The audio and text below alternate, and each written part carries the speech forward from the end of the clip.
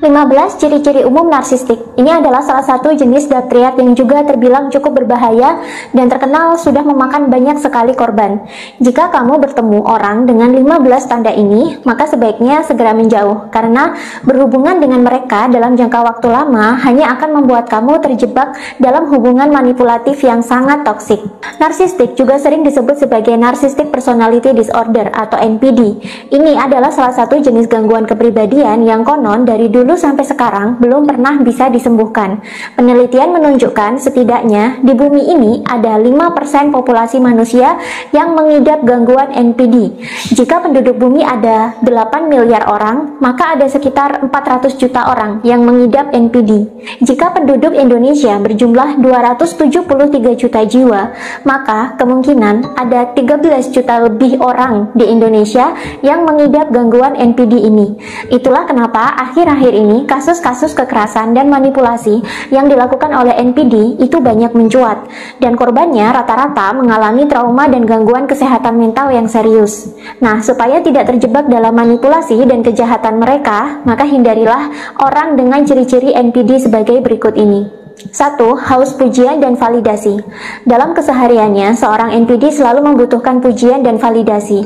Itulah kenapa dia selalu menuntut orang-orang di sekitarnya agar selalu menghargai dan menyanjungnya serta mementingkannya.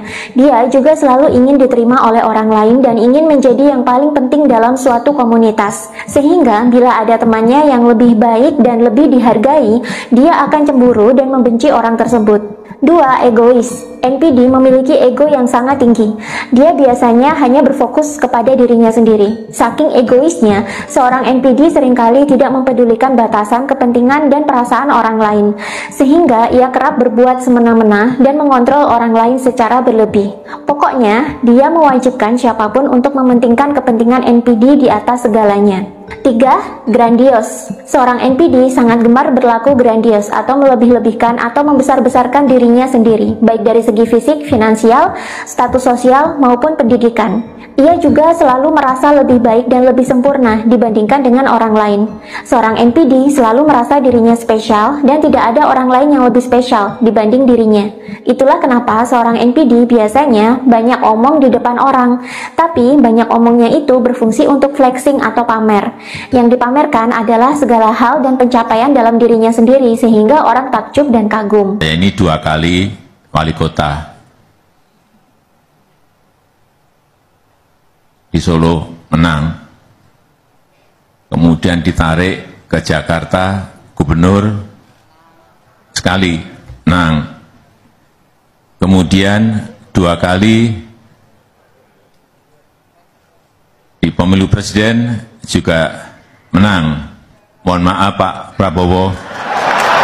4. Merasa berhak mendapatkan segalanya. Seorang NPD selalu merasa dirinya berhak mendapatkan apapun di dunia ini. Itulah kenapa mereka juga ambisius dan kerap menuntut penghargaan, penghormatan, waktu, dan tenaga orang lain untuk melayaninya. 5. Punya dunia sendiri atau delusi. Seorang NPD biasanya hidup dalam dunia hayalannya, di mana dalam dunianya ini dia menjadi yang paling bagus, paling tinggi, paling sukses, paling baik, dan paling sempurna melebihi siapapun. Bahkan tak jarang seorang NPD akan memaksakan dunianya ini kepada orang lain, sehingga ia juga kerap menderita delusi. 6. Rapuh terhadap kritikan. Seorang NPD biasanya tidak suka dikritik. Bagi dia, dia sudah sempurna. Ketika dikritik, seorang NPD akan langsung marah dan bereaksi dengan membalas balik. Biasanya langsung menghina atau menyindir orang yang mengkritiknya, baik secara langsung maupun tidak langsung. Itu ulang tahun TNI di Cilegon, tahun 2017. Pak Jokowi itu jalan kaki, naik ojek, jalan kaki, naik ojek. Istrinya tiba, naik ojek, jalan kaki, naik ojek, tiba setelah acara selesai. Gatot yang menyambut bersama Tito waktu itu, menyambut kedatangan Presiden, mohon maaf Bapak Presiden, rakyat begitu mencintai TNI, membludak semua, tidak bisa terbendung. Ya, kata.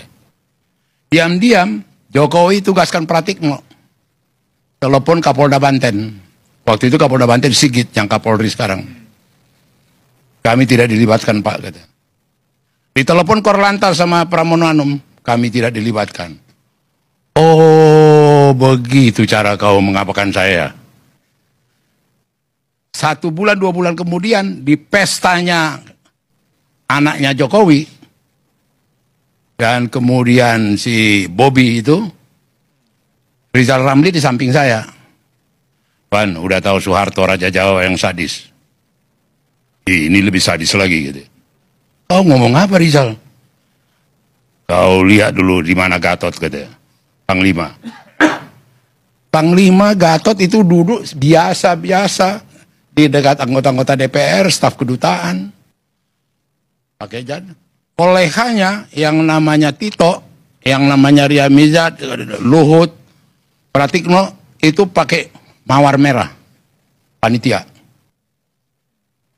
Mau nyalam karpet merah itu tidak bisa dilewati Gatot. Dia berbaur nyalam. Waktu pulang mobilnya tidak bisa masuk. Bus. Istrinya duduk di kursi plastik. Aku bilang Airlangga, itu istri Panglima loh. Nunggu mobil, bus. Kami sama-sama naik bus. Terus aku bilang ke Rizal, game ini aku bilang.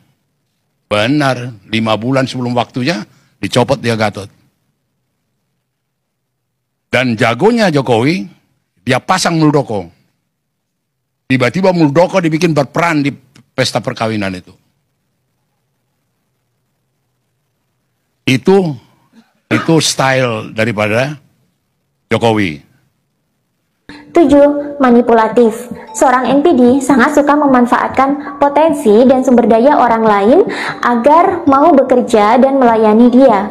Seorang NPD bahkan sampai rela mempelajari beragam teknik komunikasi hanya supaya ia bisa memenangkan mental dan hati orang lain untuk kemudian dia manfaatkan demi kepentingan pribadinya.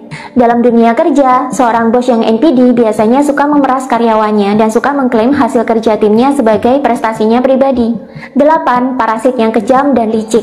Seorang NPD biasanya suka numpang di hidup orang lain.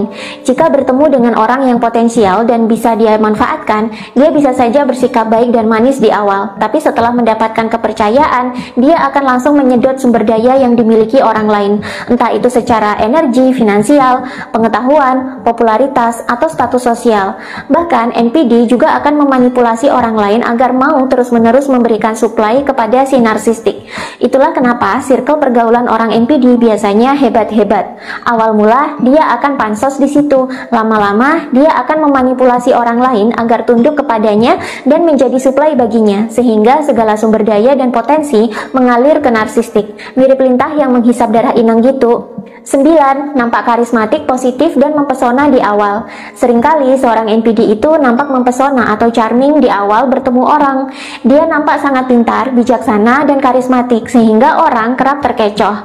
Tapi ketika kedoknya itu terbongkar, dia akan menunjukkan sifat aslinya yang buas dan jahat melebihi binatang liar. 10. Mengintimidasi orang lain.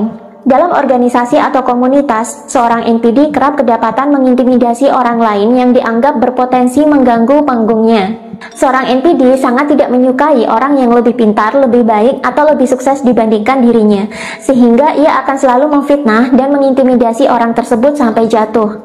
11. Gemar berbohong. Seorang NPD tak segan-segan berbohong untuk mendapatkan perhatian, penghargaan, atau kepercayaan dari orang lain. Bahkan, ia sering menutupi kebohongannya dengan kebohongan-kebohongan lain. Apalagi jika teknik-teknik manipulasinya itu diketahui oleh orang lain, seorang NPD biasanya akan langsung bersandiwara atau berbohong habis-habisan untuk menyelamatkan reputasi dan rencananya. Ia bahkan sering mengadu domba orang lain dan playing victim untuk merusak orang lain demi menyelamatkan reputasinya. 12. Memiliki self-love dan self-esteem yang berlebihan. Mencintai diri sendiri atau self-love dan menghargai diri sendiri atau self-esteem itu memang penting jika dilakukan dalam kadar yang sehat. NPD memiliki self-esteem dan self-love yang berlebihan sehingga tidak sehat secara mental. Inilah yang menyebabkan mengapa seorang NPD selalu merasa dirinya lebih sempurna dan lebih baik dibandingkan dengan orang lain, karena ia sangat mencintai dan menghargai dirinya sendiri secara berlebihan. 13. Controlling. Seorang NPD biasanya juga suka mengontrol apapun. Dia merasa memiliki ilmu yang tinggi dan karismatik, sehingga ia merasa saran dan petunjuknya harus didengarkan dan dieksekusi orang lain. Bahkan ia juga kerap mengontrol hidup dan privasi orang lain. 14. Nampak alfa atau dominan. Seorang NPD kerap menjadi seorang alfa dalam komunitas. Dia akan tampil sebagai pusat perhatian, berbicara paling keras, paling lantang, dan tampak sangat berkualitas, atau paling berpendidikan, paling sukses, paling baik. Sehingga orang jadi terpesona dan berbondong-bondong menjadi pengikutnya. 15. Minim empati, bahkan tanpa empati sama sekali. Sama seperti daktriat lainnya, seorang NPD juga sangat minim empati, bahkan saking minimnya seolah-olah dia tidak memiliki empati dan hati nurani sama sekali. Inilah yang membuat NPD bisa bertindak sangat licik dan kejam, karena ia tidak memiliki kemampuan untuk merasakan perasaan orang lain atau empati. Sebisa mungkin, jangan terlibat hubungan apapun, karena ia adalah orang yang sangat manipulatif, licik, dan bisa menjadi psikopat kapan saja bila kemauannya tidak kita turuti.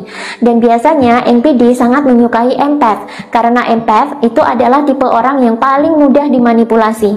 Dan sebenarnya empath itu memiliki segudang potensi, hanya saja mereka cenderung malu dan tidak mau flexing. Potensi serta sumber daya inilah yang akan disedot oleh NPD setelah empath terjebak dalam hubungan yang toksik dengan para NPD. Sayangnya justru orang-orang seperti NPD dan tipe daktriat lah yang cenderung sukses dan menguasai segala aspek di bumi, mulai dari ekonomi hingga lingkungan. Mereka meraih kesuksesannya dengan cara memanipulasi orang-orang baik dan polos yang ada di bumi ini, sehingga mau bekerja untuk mereka dan menjadi suplai untuk kebutuhan dan kekayaan narsistik atau daktriat. Semea kan jadi SMK.